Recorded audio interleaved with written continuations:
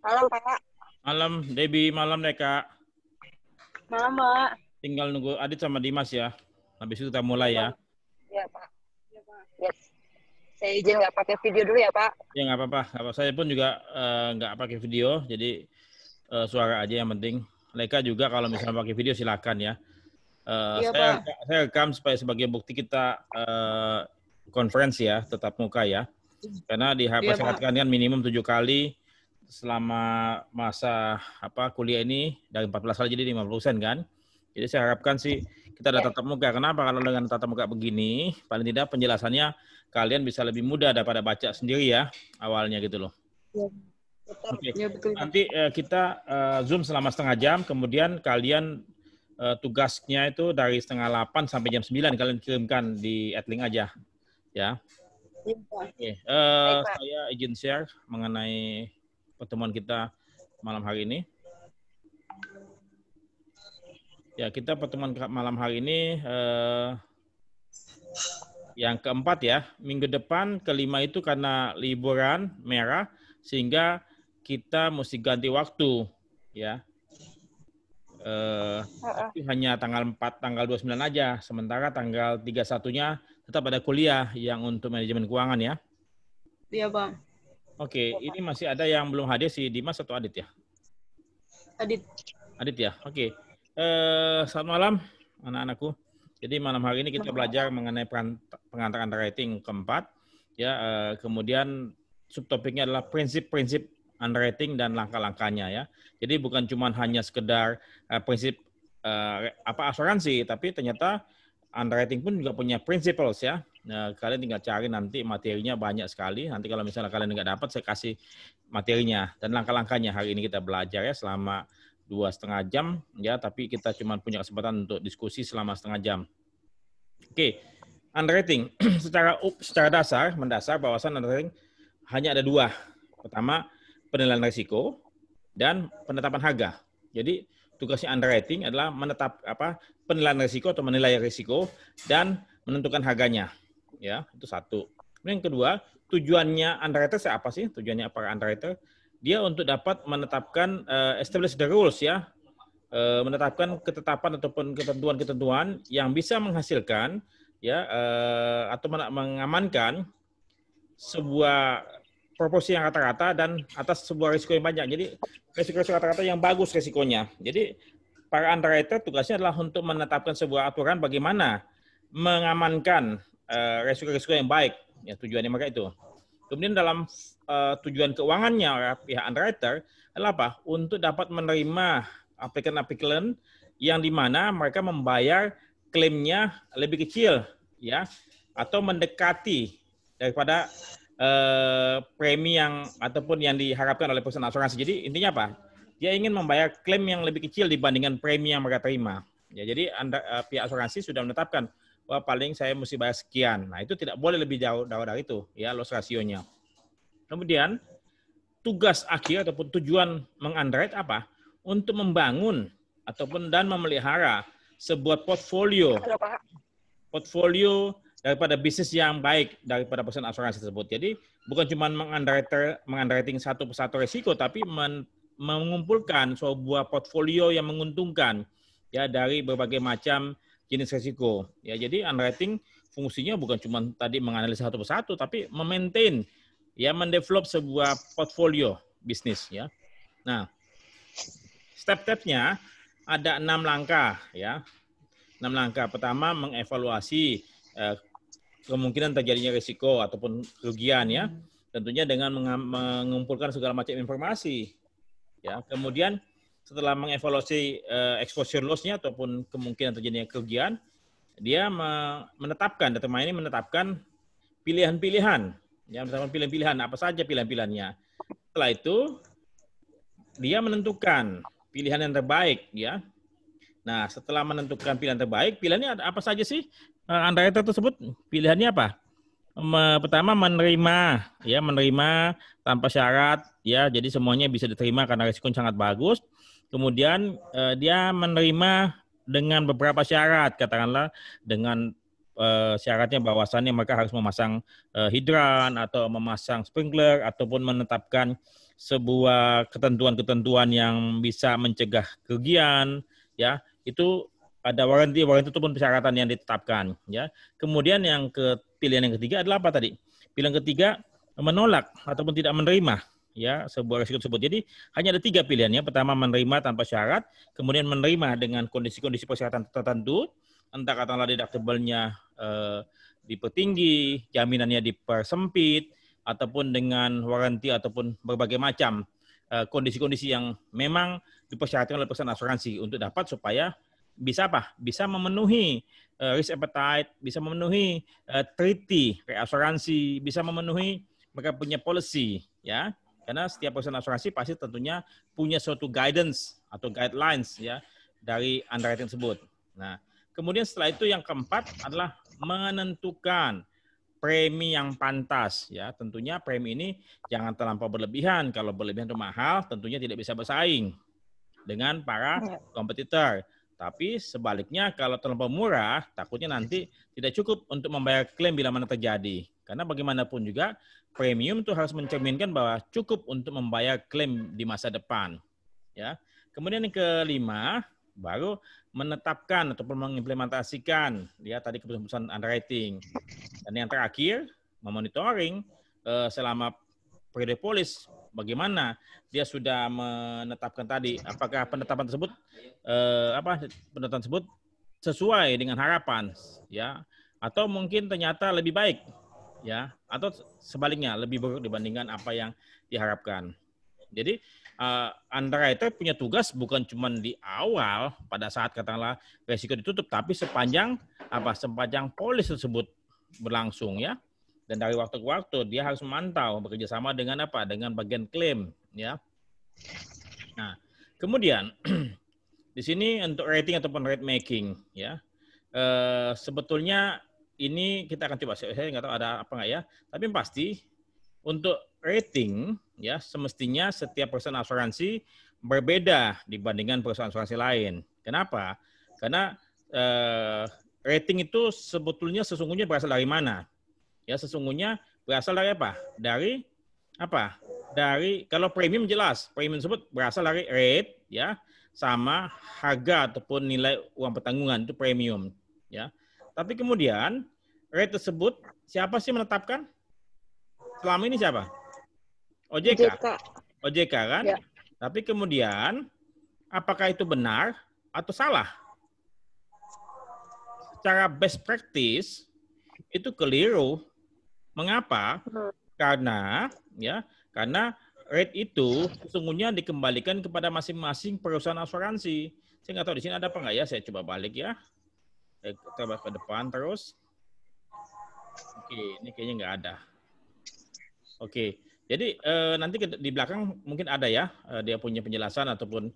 Jadi rating itu, ya, sesungguhnya ada 5 unsur, ya. Rating itu ada 5 unsur. Coba nanti kamu coba cek, ya, di internet, coba cari melengkapi kamu punya materi. Pertama adalah loss ratio ataupun pure risk, ya. Bahwasannya premi asuransi tentunya pasti pertama kali ditetapkan. Ini paling besar, pure risk ataupun loss ratio. Seperti kalian ketahui, tidak mungkin sebuah perusahaan asuransi sama dia punya loss ratio ataupun pure risk-nya. Mengapa? Mengapa tidak sama?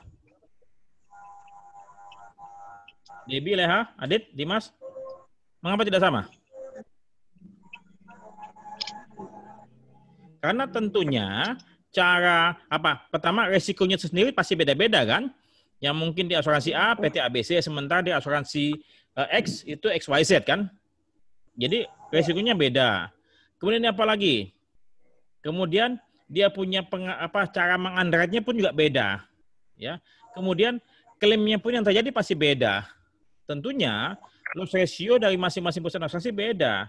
Nggak mungkin asuransi Astra, ya, itu dia punya loss ratio untuk asuransi kendaraan sama dengan ACA. Kenapa? Karena beda cara mengunderwrite-nya. Karena dia punya tipikal resikonya beda. Kalau mungkin asuransi Astra, dia punya mobilnya semua rata-rata baru, kan? Karena keluar dari leasing ataupun dari showroom. Sementara mungkin ACA, ya, itu bukan asuransi, bukan kendaraan baru rata-rata, sehingga mungkin loss ratio-nya akan lebih tinggi. Ya, jadi loss ratio ataupun peers itu pasti beda dari satu perusahaan ke asuransi lain gitu loh. Nggak mungkin sama. Kedua, apa selain loss ratio? Biaya akuisisi atau acquisition cost ya. Oke, mungkin acquisition cost sama. Kalau kata misalnya dia kerjasama dengan perbankan, mungkin sama-sama berapa persen. Dia kasih agen juga sama. Lewat pialang asuransi pun juga sama. Itu rata-rata mungkin sama. Karena itu eksternal kan. Itu biaya luar eksternal yang terpengaruh pihak ketiga. Kemudian ketiga apa? Selain tadi pure risk, kemudian kedua acquisition cost, ketiga apa? Overhead ataupun operational expenses, biaya operasional perusahaan. Nah, ini tentu beda karena ini internal. Ya, internal kenapa? Katakanlah misalnya joint venture company biasanya berkantor di mana? Berkantor di gedung perkantoran di segitiga emas. Tentunya sewa gedungnya pasti lebih mahal dibandingkan perusahaan asuransi lokal yang berkantornya di mana? Di ruko ataupun gedung-gedung yang biasa. Nah, kemudian orang asing bayarnya pakai apa? Pakai dolar. Lokal pakai apa? Pakai rupiah. Nah, overhead perusahaan ini tentu beda, ya, nggak bisa sama. Kayak misalnya Allianz Utama dengan mungkin Dain Mitra beda cost-nya, ya. Nah, itu yang ketiga, overhead ataupun operational cost. Yang keempat apa? Profit margin, ya.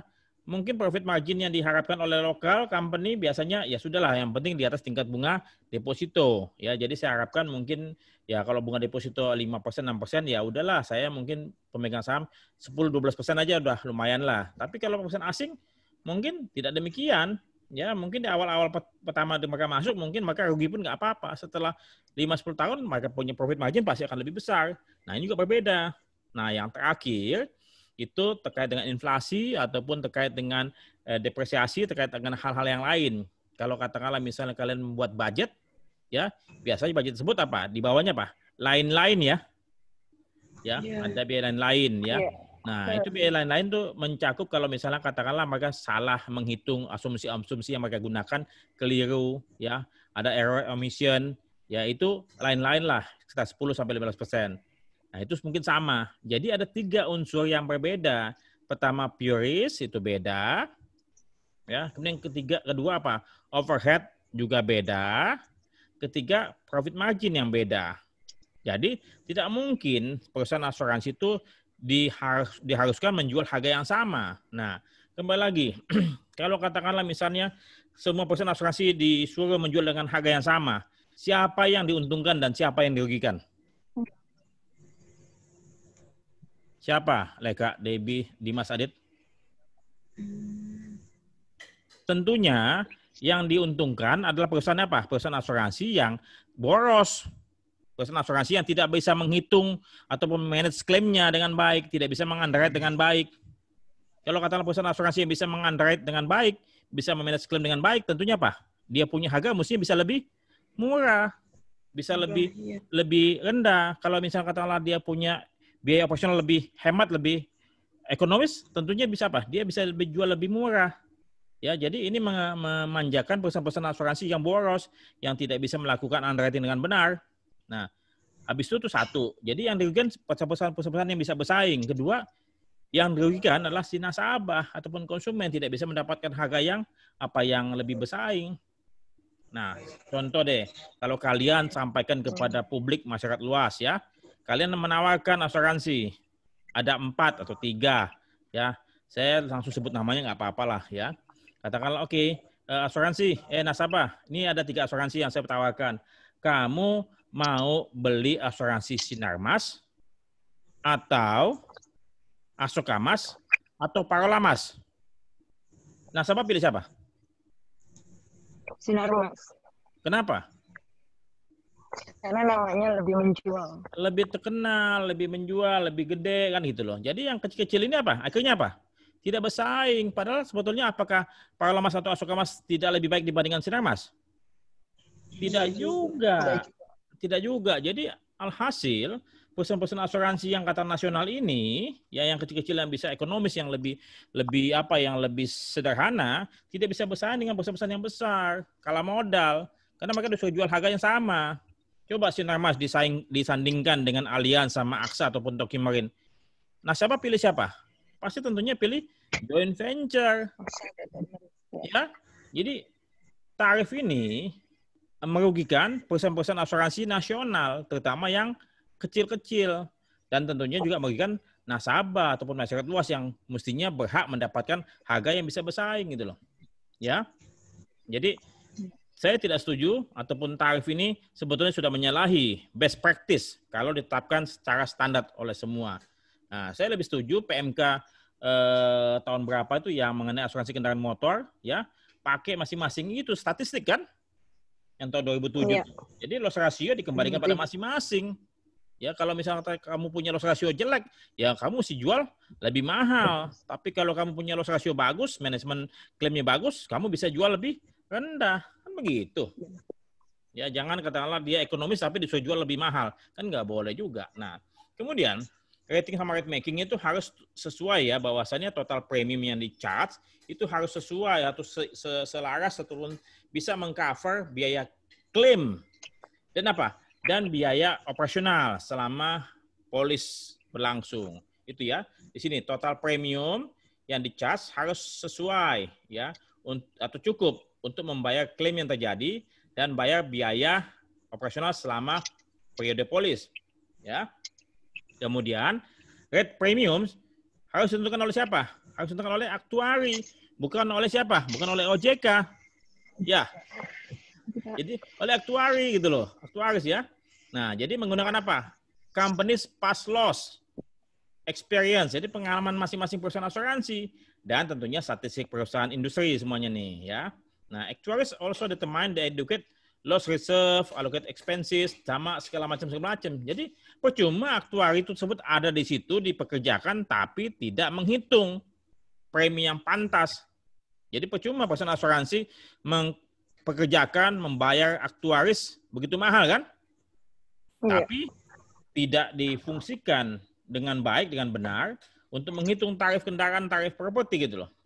Sayang, dia perusahaan asuransi umum membayar lebih mahal. Oke. Nah, jadi underwriting itu adalah mereverse. Jadi underwriting adalah proses ya, proses apa? Seleksi, mengklasifikasi sama apa? Menghargai ataupun menetapkan harga terhadap nasabah-nasabah yang applicants ini yang memohon menuntut pertanggungan ya. Nah, kemudian apa? Statement of underwriting establish policies that are consistent with the company's objective. Jadi policy underwriting harus apa? Harus konsisten.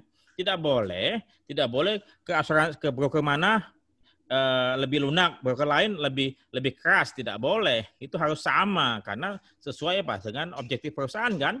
Nah, kalau katakanlah tadi perusahaan asuransinya dalam grup itu mungkin kebijakan beda. Kalau ke grup mungkin lebih lunak, lebih soft ya. Karena memang perusahaan-perusahaan asuransi yang dibentuk dalam grup itu ada tujuannya adalah apa? Supaya membantu grup perusahaan tersebut mendapatkan apa? Backup kan. Tetapi kalau di luar grup ya pasti tentunya akan berbeda dibandingkan dengan sister company ataupun perusahaan-perusahaan dalam grup yang sama. Ya kayak Sinarmas, pasti tentunya ke Ciwi Kimia ataupun kemana pasti lebih soft dibandingkan ke perusahaan-perusahaan yang di luar grup Sinarmas. Oke, nah kemudian si underwriter tersebut pun juga ya dalam melakukan tugasnya harus memiliki apa? Ada namanya underwriting guidelines, ya. Jadi UGL itu dipegang ataupun dibentuk, disiapkan oleh manajemen untuk dipakai oleh underwriter dalam melakukan apa? Fungsinya, ya. Jadi semacam apa? Semacam SOP, ya. Jadi harus ada SOP-nya. Jadi jangan sampai nanti seorang underwriter A dan seorang underwriter B itu berbeda, dia punya kebijakan. Padahal di perusahaan yang sama, nggak boleh. Cabang Jakarta sama cabang Bandung mesti sama guidelines-nya. Ya, jangan sampai begini. Ini kejadian, banyak kejadian ya. Cabang Surabaya tidak boleh menutup pertanggungan pabrik tersebut, ya. Tapi ya ternyata cabang Semarang kok boleh gitu loh. Pernah kejadian? Banyak, ya. Jadi banyak. Jadi cabang ini nggak boleh, tapi cabang lain boleh terima. Nah ini kan artinya apa? Tidak konsisten. Jadi akhirnya buat broker atau buat nasabah ini tidak bagus di mata publik ya. Jadi perusahaan tersebut harus merubah ya. Nah, apa yang dimasukkan, informasi apa yang tercantum dalam guidelines tadi, acceptable, resiko-resiko apa saja yang boleh terima, resiko-resiko apa saja yang katakanlah mesti harus diperhatikan dengan baik, borderline, dan resiko-resiko apa saja yang tidak boleh diterima ataupun langsung ditolak ya.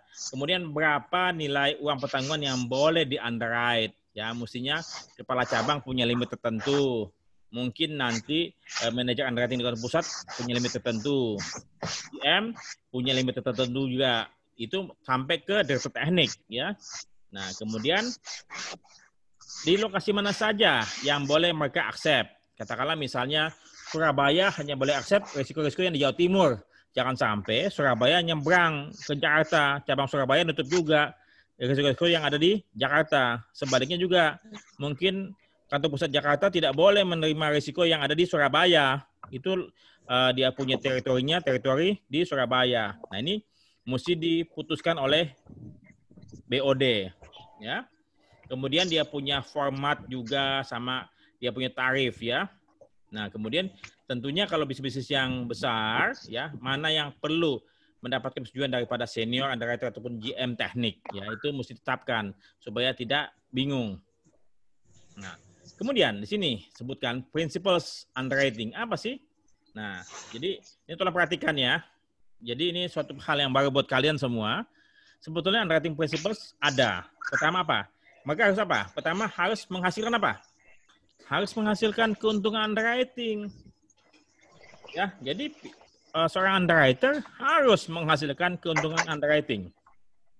Jangan sampai akhir tahun defisit premi yang diterima tidak cukup membayar klaim yang harus dibayarkan pada nasabah. Ya, ini pertama. Jadi underwriting profit. Ya, kemudian apa lagi?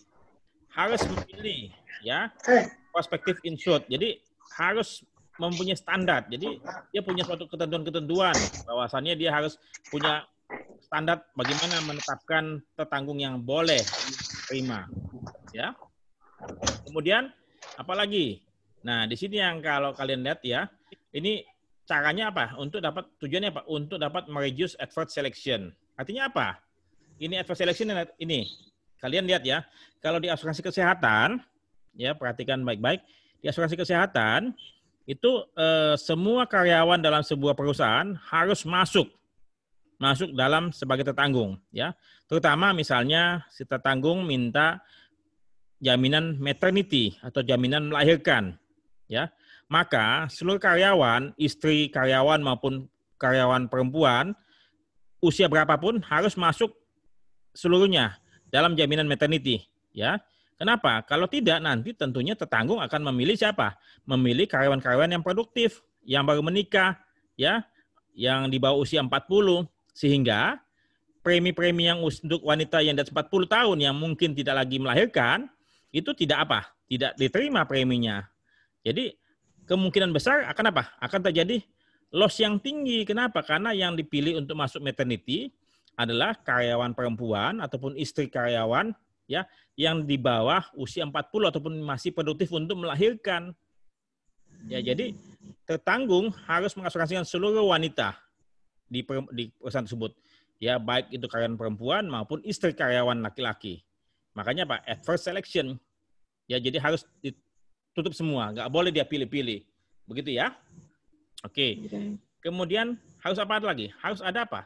Harus provide among equity, private equity among. Jadi harus dalam jumlah apa? Jumlah yang besar. Lots of the large number, law of the large number ya. Jangan sampai dia apa? Dia cuma terima beberapa bisnis saja, sehingga akhirnya premi yang dikumpulkan tidak cukup untuk membayar klaim yang akan terjadi. Ya, jadi ada berapa? Dia punya prinsip 3 ya. Iya, pertama apa nih? Profit. Ya, Pak. Profit sama select plus apa? Profit equity among, artinya law of the large number ya. Oke, kemudian lanjut. Ya. Bagaimana sih langkah-langkah meng-underwrite proses underwriting ini? Jadi biasanya nih ya. Agen pun juga harus diajarkan bagaimana meng-underwrite dengan baik. saya percaya broker pun juga sudah bisa melakukan underwriting dengan baik ya. Jadi jangan sampai broker tidak mampu melakukan underwriting dengan baik, tidak mampu tidak mampu melihat apa yang diinginkan oleh pihak underwriter perusahaan asuransi.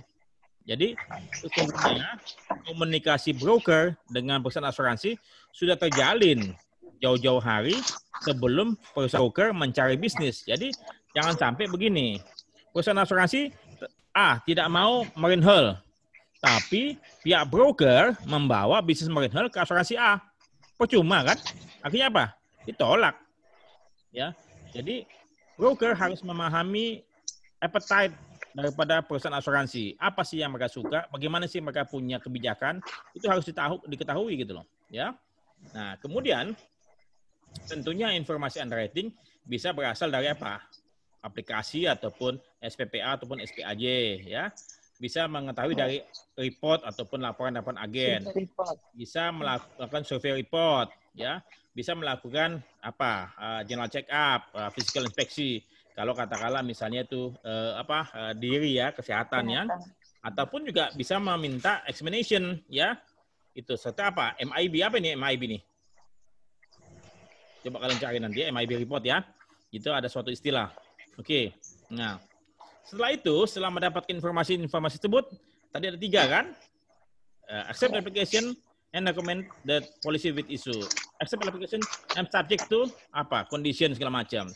Ketiga reject. Itu keputusan ada 3 biji, 3 buah ya. Ya. Nah, many insurer now use computerized underwriting for certain personal lines ya. Jadi ada beberapa asuransi yang sederhana, mikro ataupun asuransi misalnya kendaraan, travel ataupun personal accident itu bisa pakai Pakai sistem ataupun aplikasi ya. Tapi untuk risiko-risiko yang kompleks, property mungkin belum bisa. Ya. Makanya Astra ataupun Adira sudah memakai aplikasi ya untuk jenis-jenis asuransi tertentu. Oke. Nah, ini saya coba buatkan bantu kalian ya. Bantu kalian cara bagaimana melakukan proses underwriting ya. Nah, ini tentunya yang pertama kali kalian kan nggak mungkin bisa jualan polis kan. Tentunya pasti kalian akan mengintroduksi kalian punya perusahaan dulu ya. Kemudian apa lagi? Mungkin mendapatkan informasi terkait dengan nasabah punya itu ya.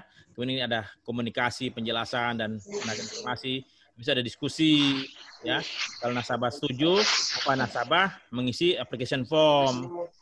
Ya, setelah itu underwriting yang dilakukan pertama kali. Kalau misalnya cukup apa tidak cukup? Ya misalnya tidak cukup nih, minta informasi tambahan ya. Kemudian ada second underwriting. Kalau tidak cukup juga, lakukan resurvey ya. Kalau misalnya sudah ada survei, third underwriter.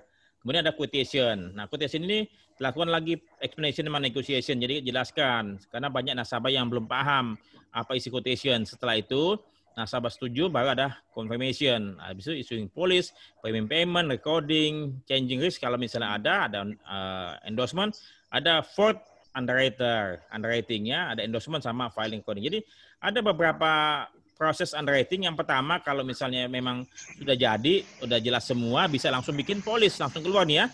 Langsung atau bisa langsung ke quotation nih. Ya, first underwriting bisa langsung quotation kalau sudah jelas semuanya. Tapi kalau enggak, akan jalan begini ya. Oke. Nah, konsiderasi underwriting. Tadi kembali lagi ya. Harus ada rate yang cukup, premium yang cukup ya. Yang kedua apa? Harus apa? Harus ada insurance capacity. Jangan terima bisnis tapi tidak ada backup asuransi. Pastikan dulu Pastikan dulu ada backup asuransinya baru dikonfirmasi. Ini buat asuransi ya, Adit ya. Adit. Iya, Pak. Ya, itu kamu sebelum memberikan konfirmasi kepada nasabah ataupun ke asuransi, kamu pastikan dulu sudah ada backup asuransinya. Ya, jangan sampai kamu confirm tapi backup asuransinya belum on gitu loh. Pahami ya? Jadi sudah Pak. Kalau security-nya nggak di cover, kamu harus cari Cari backup fakultatif. Cari treaty-nya dulu ya Pak. Ya, treaty-nya dulu ada apa enggak? Kalau kita ada, cari treaty dulu untuk untuk backup nanti ketika sudah dapat triti, bila mana masih ada lebihnya, pasti kita cari fakultatif biasanya gitu, Pak. Oke, pastikan sudah full dulu ya, baru dikonfirmasi. Ya. Iya, Pak. Nah, kemudian whether police can shoot or cancel or renew, itu keputusannya. Oke, ini waktunya 31, tinggal 5-6 menit lagi. Kalian baca aja, ya, karena saya takutnya deh. Nah, ada pertanyaan ini kumpulkan minggu depan ya, sebelum pelajaran minggu depan ya. Tapi minggu depan ada kuliah, tapi kalian kirimkan aja jawabannya ya. Di Adlink ya, Pak? Ya, di Adlink. Di Adlink ya. Di Adlink ya, Pak? Ya, di Adlink. Ya, itu dulu dari saya. Kalau misalnya ada pertanyaan, silakan di Adlink ataupun di WA. Tapi tugas kalian, tolong selesaikan sebelum jam 21. Tugasnya di Adlink ya, tolong lihat ya. Baik, Pak. Oke, Debbie, Leka, Dimas, Adit. Saya, Pak. Ya, terima kasih. Sampai jumpa lagi 2 minggu lagi. Tapi untuk underwriting. Tapi kalau untuk keuangan, kita ketemu hari Sabtu ya. Iya, Pak. Oke, Yes, terima Pak. kasih. Selamat malam. Terima kasih banyak, Pak. Selamat malam, mari. Malam.